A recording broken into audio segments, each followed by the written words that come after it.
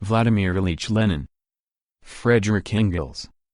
Written in autumn 1895, first published in 1896 in the miscellany Rabotnik, numbers 1–2. Published according to the text in Rabotnik. Source: Lenin Collected Works, Moscow, Volume 2, pages 15–28. What a torch of reason ceased to burn, what a heart has ceased to beat. On August 5, New Style, 1895, Frederick Engels died in London. After his friend Karl Marx, who died in 1883, Engels was the finest scholar and teacher of the modern proletariat in the whole civilized world. From the time that fate brought Karl Marx and Frederick Engels together, the two friends devoted their life's work to a common cause. And so to understand what Frederick Engels has done for the proletariat, one must have a clear idea of the significance of Marxist teaching and work for the development of the contemporary working class movement. Marx and Engels were the first to show that the working class and its demands are a necessary outcome of the present economic system, which together with the bourgeoisie inevitably creates and organizes the proletariat. They showed that it is not the well-meaning efforts of noble-minded individuals, but the class struggle of the organized proletariat that will deliver humanity from the evils which now oppress it. In their scientific works, Marx and Engels were the first to explain that socialism is not the invention of dreamers, but the final aim and necessary result of the development of the productive forces in modern society. All recorded history hitherto has been a history of class struggle, of the succession of the rule and victory of certain social classes over others. And this will continue until the foundations of class struggle and of class domination, private property and anarchic social production, disappear. The interests of the proletariat demand the destruction of these foundations, and therefore the conscious class struggle of the organized workers must be directed against them. And every class struggle is a political struggle. These views of Marx and Engels have now been adopted by all proletarians who are fighting for their emancipation. But when in the 40s the two friends took part in the socialist literature and the social movements of their time, they were absolutely novel. There were then many people, talented and without talent, honest and dishonest, who, absorbed in the struggle for political freedom, in the struggle against the despotism of kings, police and priests, failed to observe the antagonism between the interests of the bourgeoisie and those of the proletariat. These people would not entertain the idea of the workers acting as an independent social force. On the other hand, there were many dreamers, some of them geniuses, who thought that it was only necessary to convince the rulers and the governing classes of the injustice of the contemporary social order, and it would then be easy to establish peace and general well-being on earth. They dreamed of a socialism without struggle. Lastly, nearly all the socialists of that time and the friends of the working class generally regarded the proletariat only as an ulcer, and observed with horror how it grew with the growth of industry. They all, therefore, sought for a means to stop the development of industry and of the proletariat, to stop the wheel of history. Marx and Engels did not share the general fear of the development of the proletariat. On the contrary, they placed all their hopes on its continued growth. The more proletarians there are, the greater is their strength as a revolutionary class, and the nearer and more possible does socialism become. The services rendered by Marx and Engels to the working class may be expressed in a few words thus: they taught the working class to know itself and be conscious of itself, and they substituted science for dreams. That is why the name and life of Engels should be known to every worker. That is why in this collection of articles, the aim of which, as of all our publications, is to awaken class consciousness in the Russian workers, we must give a sketch of the life and work of Frederick Engels, one of the two great teachers of the modern proletariat. Engels was born in 1820 in Barmen, in the Rhine province of the Kingdom of Prussia. His father was a manufacturer.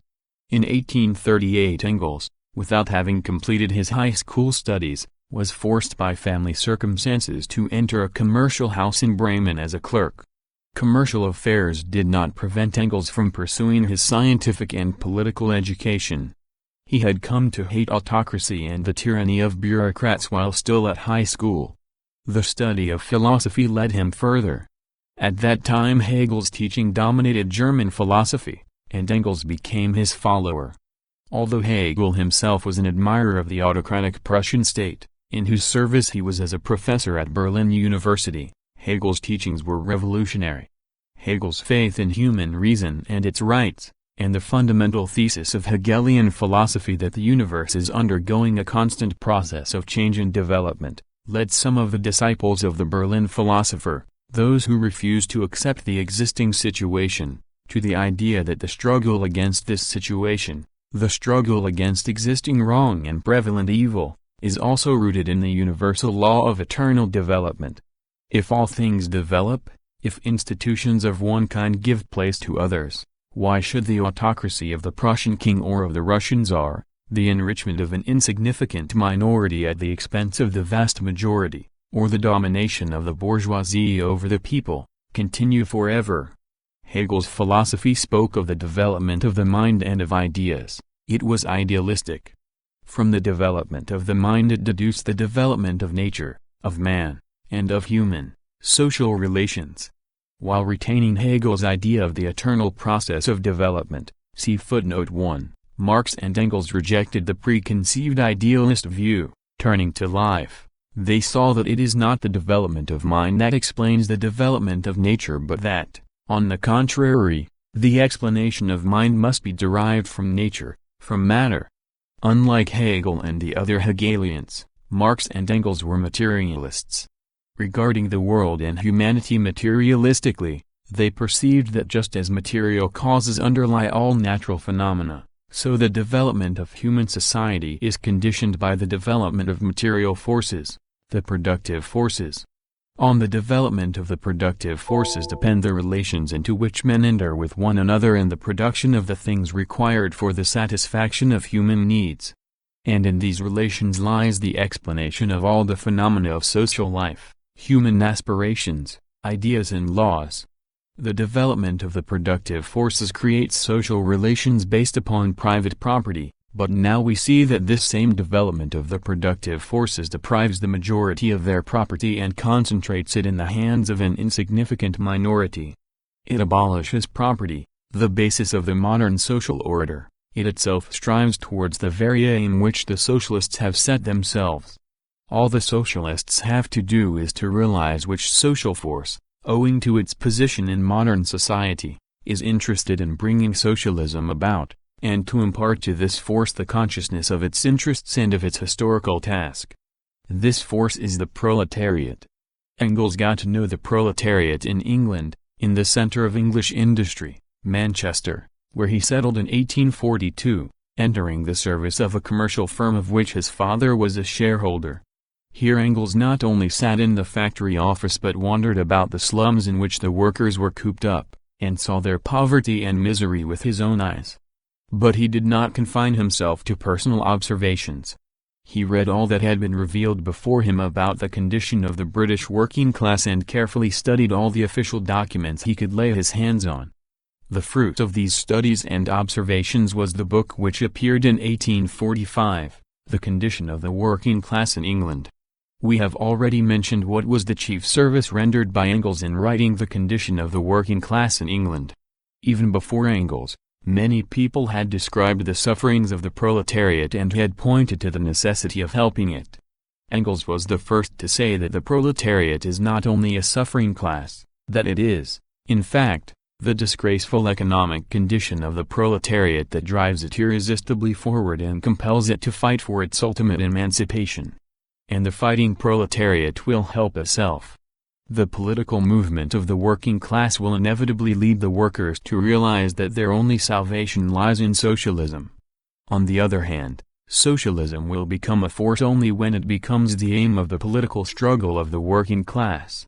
Such are the main ideas of Engels' book on the condition of the working class in England, ideas which have now been adopted by all thinking and fighting proletarians, but which at that time were entirely new. These ideas were set out in a book written in absorbing style and filled with most authentic and shocking pictures of the misery of the English proletariat. The book was a terrible indictment of capitalism and the bourgeoisie and created a profound impression. Engels' book began to be quoted everywhere as presenting the best picture of the condition of the modern proletariat. And, in fact, neither before 1845 nor after has there appeared so striking and truthful a picture of the misery of the working class. It was not until he came to England that Engels became a socialist. In Manchester he established contacts with people active in the English labor movement at the time and began to write for English socialist publications. In 1844, while on his way back to Germany, he became acquainted in Paris with Marx, with whom he had already started to correspond. In Paris, under the influence of the French socialists and French life, Marx had also become a socialist. Here the friends jointly wrote a book entitled The Holy Family, or Critique of Critical Critique. This book, which appeared a year before the condition of the working class in England, and the greater part of which was written by Marx, contains the foundations of revolutionary materialist socialism, the main ideas of which we have expounded above. The Holy Family is a facetious nickname for the Bauer brothers, the philosophers, and their followers. These gentlemen preached a criticism which stood above all reality, above parties and politics, which rejected all practical activity, and which only critically contemplated the surrounding world and the events going on within it. These gentlemen, the Bauers, looked down on the proletariat as an uncritical mass. Marx and Engels vigorously opposed this absurd and harmful tendency. In the name of a real, human person, the worker, trampled down by the ruling classes and the state, they demanded, not contemplation, but a struggle for a better order of society. They, of course, regarded the proletariat as the force that is capable of waging the struggle and that is interested in it. Even before the appearance of the Holy Family, Engels had published in Marx's and Ruge's Deutsche Französische Bücher his critical essays on political economy, in which he examined the principal phenomena of the contemporary economic order from a socialist standpoint, regarding them as necessary consequences of the rule of private property. Contact with Engels was undoubtedly a factor in Marx's decision to study political economy, the science in which his works have produced a veritable revolution. From 1845 to 1847 Engels lived in Brussels and Paris, combining scientific work with practical activities among the German workers in Brussels and Paris. Here Marx and Engels established contact with the secret German Communist League, which commissioned them to expound the main principles of the socialism they had worked out. Thus arose the famous Manifesto of the Communist Party of Marx and Engels, published in 1848. This little booklet is worth whole volumes. To this day its spirit inspires and guides the entire organized and fighting proletariat of the civilized world. The Revolution of 1848, which broke out first in France and then spread to other West European countries, brought Marx and Engels back to their native country. Here, in Rhenish Prussia, they took charge of the democratic Neue Rheinische Zeitung published in Cologne. The two friends were the heart and soul of all revolutionary democratic aspirations in Rhenish Prussia. They fought to the last ditch in defense of freedom and of the interests of the people against the forces of reaction.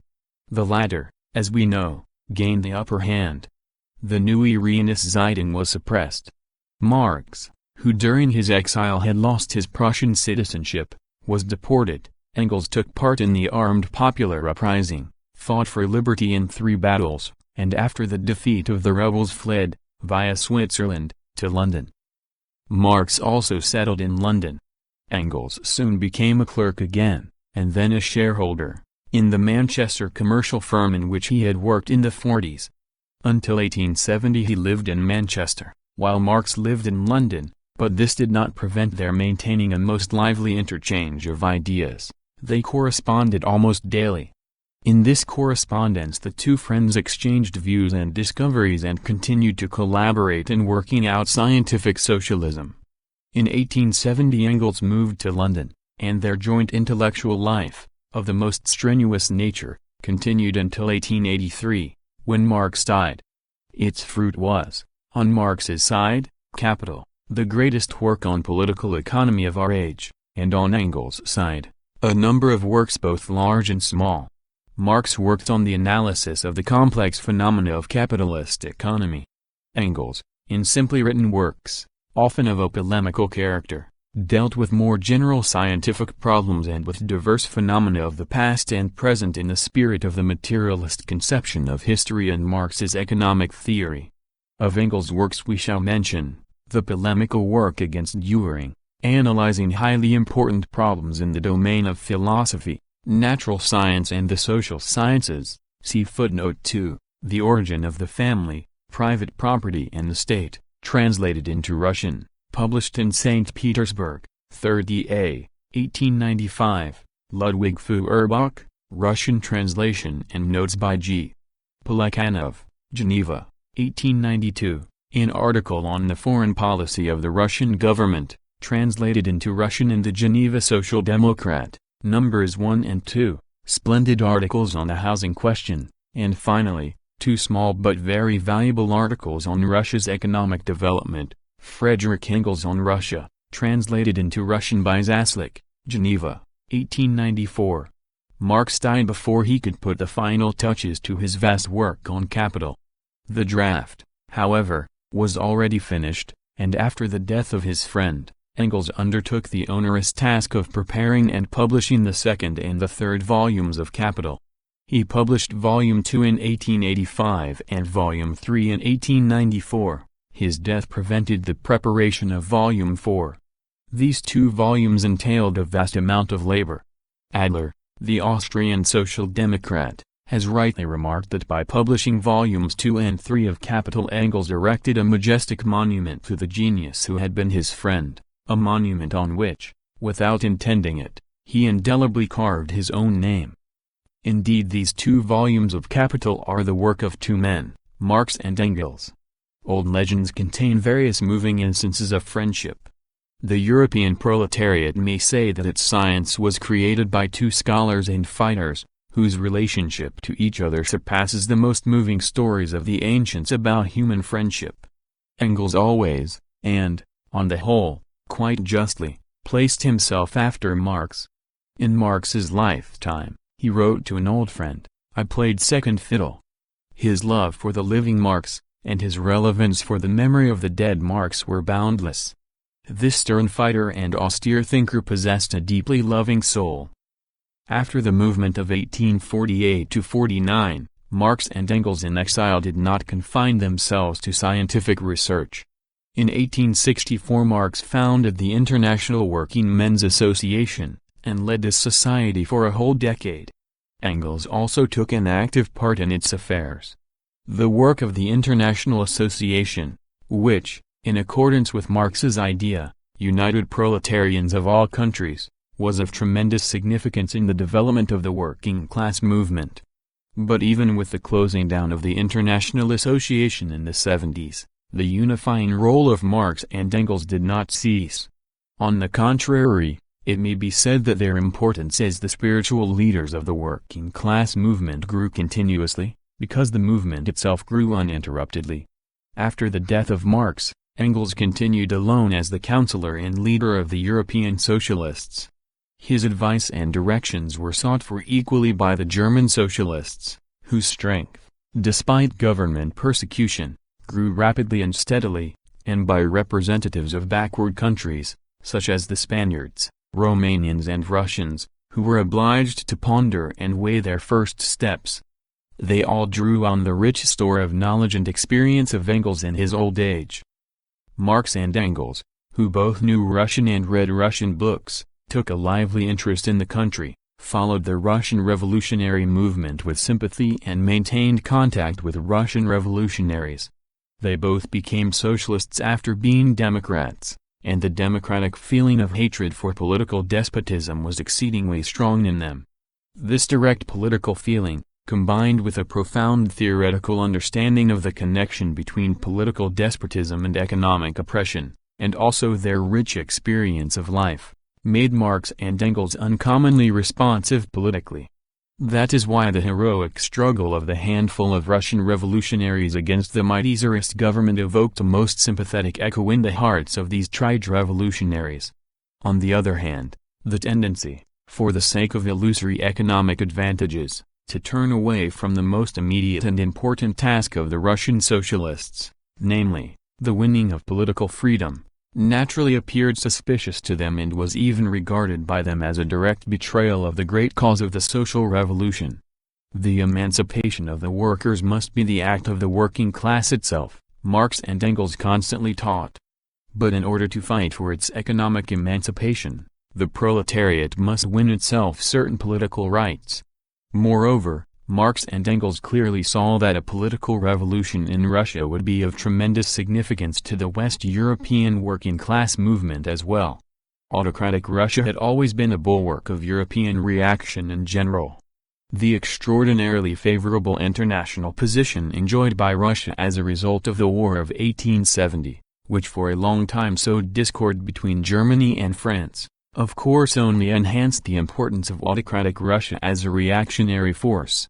Only a free Russia, a Russia that had no need either to oppress the Poles, Finns, Germans, Armenians or any other small nations, or constantly to set France and Germany at loggerheads, would enable modern Europe, rid of the burden of war, to breathe freely, would weaken all the reactionary elements in Europe and strengthen the European working class. That was why Engels ardently desired the establishment of political freedom in Russia for the sake of the progress of the working class movement in the West as well. In him the Russian revolutionaries have lost their best friend. Let us always honor the memory of Frederick Engels, a great fighter and teacher of the proletariat. Notes 1. Marx and Engels frequently pointed out that in their intellectual development they were much indebted to the great German philosophers, particularly to Hegel. Without German philosophy, Engels says, scientific socialism would never have come into being. 2. This is a wonderfully rich and instructive book. Unfortunately, only a small portion of it, containing a historical outline of the development of socialism, has been translated into Russian. The Development of Scientific Socialism, 2nd E.A., Geneva, 1892. End of. Frederick Engels, by V. I. Lenin.